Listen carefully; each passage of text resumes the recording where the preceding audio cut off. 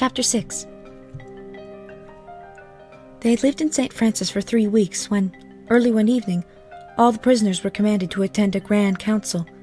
Every brave, old and young in the village, was present, with the squaws ranged behind them along the walls. The pipe was passed from mouth to mouth, filling the log with its acrid, throat-catching smoke. The Grand Sachem, impressive in his feathered bonnet, spoke at great length to an audience so intently silent that Miriam dared not even shift weight from one cramped foot to the other. She had picked up a good many Abenaki words by now, and the Indian gestures were no longer meaningless. It was fairly easy to figure out that the circle of braves who sat nearest the fire were about to depart. Not on a raid this time, she decided, because they were not painted, and there was none of the mounting frenzy that would precede a battle. It was a hunting trip, she interpreted, to some place where many animals were dwelling. Makoa was among the hunters. Time after time her eyes were drawn back to that arrogant head, with its boldly shaped features. Suddenly, to her amazement, Makoa himself rose from the circle and turned to meet her gaze. With a start of panic she realized that he was coming toward her. Just in front of her, as he stepped involuntarily closer to Susanna, he stopped, standing very erect, and held out to her some object. "Take it," prompted James under his breath, and Miriam reached out her hand. It was a necklace of rare and valuable purple wampum, carved from the inside of the conch shell, each bead deliberately fashioned by hand. She heard Susanna draw in a sharp breath. "What is it?" Miriam asked. "What does he want? Am I being adopted?" Makoa spoke. "We go on big hunt. We away. Squaws make ready log house. Big, all new, like white men. When hunt over, white girl come live there. Squaw of Makoa." Squaw. His meaning made its way, not into her mind, but into her veins, like icy needles. "Me? You mean me marry you?" She thought she had screamed, but the words came out the barest breath. Makoa heard them, however, and saw the unmistakable horror that drained her face white. In the depths of the dark eyes of the boy there was the merest flicker. Not a line of the young face changed, but that carved mask seemed to darken as though a shadow fell upon it. For one dreadful moment, Miriam stared. Then, in blind terror and fury, she flung the necklace to the ground and turned and ran, past the motionless figures, down the dark alley, into her own wigwam.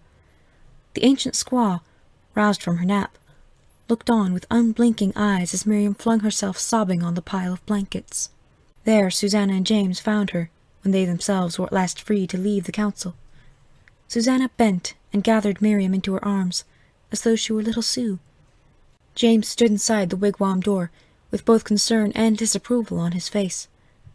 "You are not to scold the child," protested Susanna. "'Twas a terrible shock, coming so unexpected-like." "I understand that, my dear," James answered her. "I still say 'twas a pity she had to show it so plainly. When we are dealing with enemies, it is well sometimes to respect their ways." Miriam stiffened. "You mean you would have stood by and let them marry me off to that horrible savage?" "Certainly not. There was no talk of marrying tonight. If you could have concealed your dread, we would have had time in our favor. As it is, our time is short, and truthfully, I am not sure what we can do." "I don't understand," Miriam faltered. "How can anything I have done make things worse than they have been all this time? Nothing could be worse than having to marry an Indian."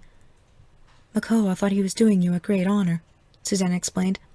"They all thought so. That is why you were never adopted or given any real work to do, because Makoa had spoken for you, and he is their favorite. But now you have shamed him before the whole tribe, and the women say you will never be forgiven for it. What is more," added James, "when you ran out of the lodge, Makoa announced that he no longer wanted you on any terms, and he stalked out himself. The Indians consider that very childish behavior. Makoa is in disgrace with his father and with his own people. 'Tis that I am afraid of." "We shouldn't hatchel the child like this," said Susanna. "She only did what any God-fearing woman would." The 2 Indian women, coming into the wigwam, glared balefully at the intruders. With a last tightening of her arms, Susanna released her sister and left her. Shrinking, Miriam met the gaze of her Indian family.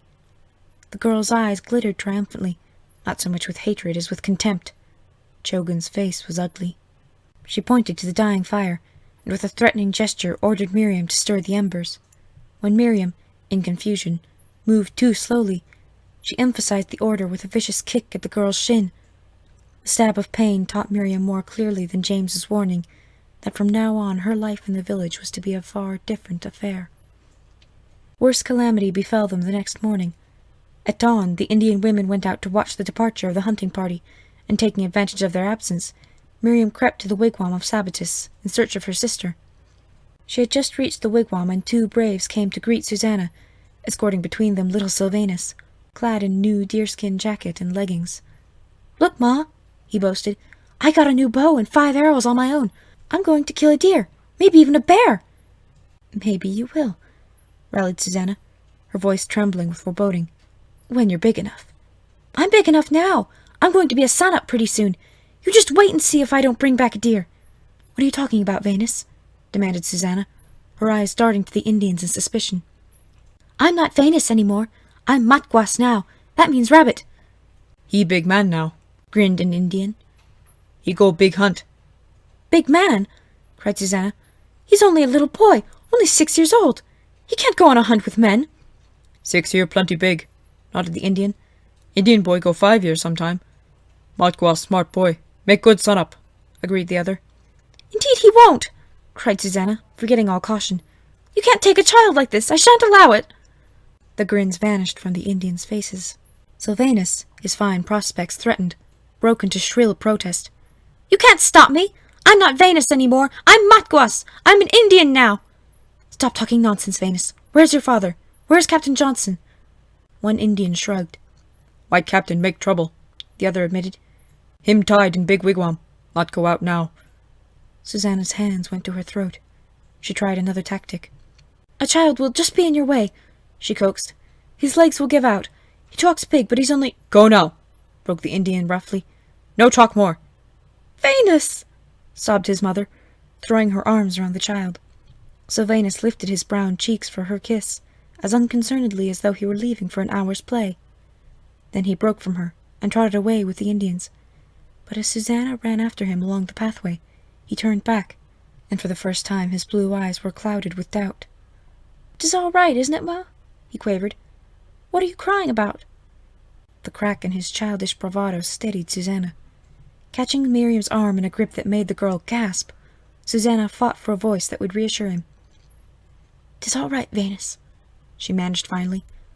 "Be a good boy, and be sure to say your prayers every night." Miriam's own troubles were blotted out in her sister's anguish, but she was not allowed any attempt to comfort Susanna. Chogan, returning, set her to work with lashing tongue and a cuff that left her ear throbbing. From that morning on there were no more bright beaded designs or soft skins to work on. Instead she lugged heavy buckets of water, scored greasy cooking pots with dirt and pebbles, and learned with an aching head and scarred shins that the wood for the fire had better not run short.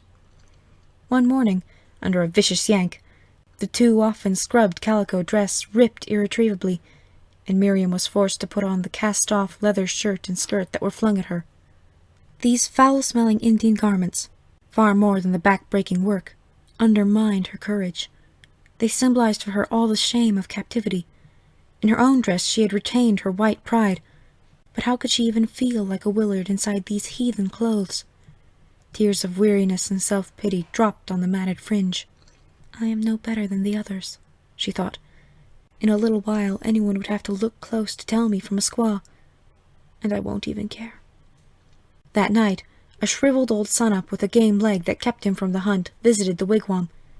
He watched as Miriam hoisted a heavy kettle, and he prodded with a hard finger to test the muscle in her arm. When he had gone, Chogan thrust a leering face close to Miriam's. "You like?" she croaked. "Him better, young Sagamore?" And at Miriam's question she burst into a malicious cackle.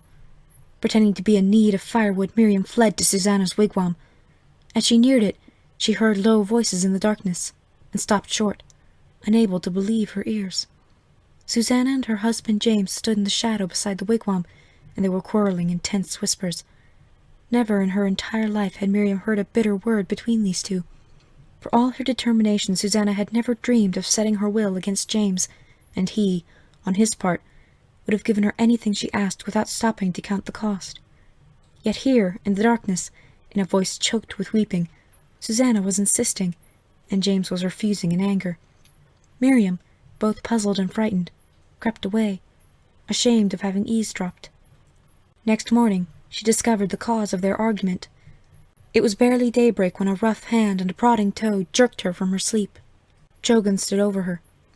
Miriam stumbled to her feet and followed the squaw out the door, between the shadowy wigwams, down the path to the river. There, James and Susanna waited, standing close together in the bitter frost, James's arm about his wife's shoulder. Miriam's first thought was one of relief. These two were no longer in disagreement. Then the strain on both their faces blotted out her relief. She saw the canoe bobbing softly against the pebbles, held by two Indians who waited, paddles in hand. In the bottom of the canoe, huddled under blankets, Polly and Sue crouched, with terrified faces. Susanna broke gently from James's embrace and came to lay both hands on her sister's arms. "You are not to be worried, Miriam," she said earnestly. "James has managed to persuade them to take you to Montreal. They would not listen to him before, when Makoa had spoken for you. Now they have no use for you and think they might as well sell you to the French.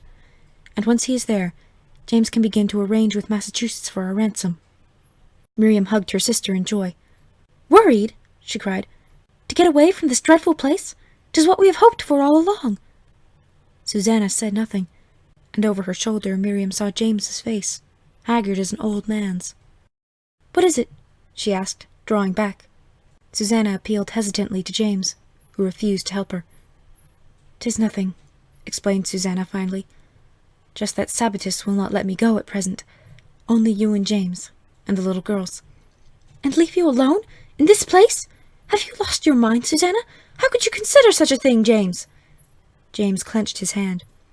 "I have said all I can," he groaned. "They are taking the children away, no matter what I do." "James knows it is best this way," Susanna went on. "It is his only chance to get through to the colonies. You must see, both of you, that there may not be another chance. I am perfectly safe here. Sabattis treats me fairly, and I could not leave anyway till Sylvanus comes back from the hunt. When the French have made a good offer, they will let me come fast enough." Afterwards, Miriam was glad to remember that she had spoken without thinking. "Then let James go, and the girls. I'm not going without you. Oh, I can't go on fighting both of you," cried poor Susanna. "Don't you see, Miriam? 'Twas a miracle he could persuade them. You have to go. They are planning to marry you off. Nobody wants you now but that old man who needs a squaw to do his work. Even one more day and you might never get away at all. We can't afford to waste time like this." Chogan, sensing that the promised money might be slipping from her grasp, took a menacing step toward the sisters. "No talk! No good squaw, go now!" she ordered. One of the Indians lifted his paddle and grunted impatiently. The sound roused James from his indecision. "Get in the canoe, Miriam," he ordered harshly. Miriam clung to her sister, weeping, until Susanna, with dry eyes, pushed her away. Then the girl ran blindly to the canoe, climbed in beside the bewildered children, and hid her face against Polly. In a moment she felt the canoe rock beneath James's step, and then move in one sweeping shove away from the shore. At the same instant, wails of realization burst from Polly and Sue. Miriam and James bent automatically to muffle their cries. The canoe shot toward a bend in the river, and looking back, they watched the frail figure standing gallantly on the shore, till Susanna was lost to their sight.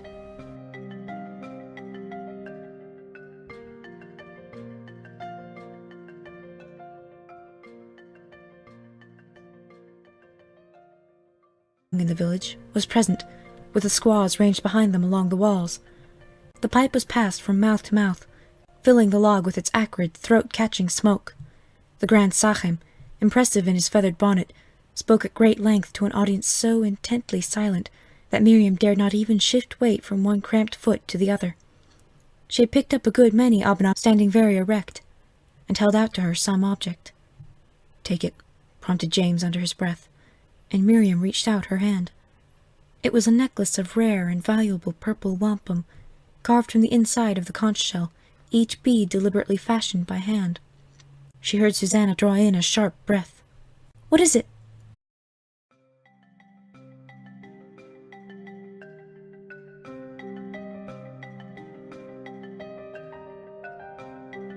Chapter 6. They had lived in St. Francis for 3 weeks when, early one evening, all the prisoners were commanded to attend a grand council. Every brave, old and young, was among the hunters. Time after time her eyes were drawn back to that arrogant head with its boldly shaped features. Suddenly, to her amazement, Makoa himself rose from the circle and turned to meet her gaze. With a start of panic, she realized that he was coming toward her. Just in front of her, as he stepped involuntarily closer to Susanna, he stopped, mocking words by now, and the Indian gestures were no longer meaningless. It was fairly easy to figure out that the circle of braves who sat nearest the fire were about to depart. Not on a raid this time, she decided, because they were not painted, and there was none of the mounting frenzy that would precede a battle. It was a hunting trip, she interpreted, to some place where many animals were dwelling. Makoa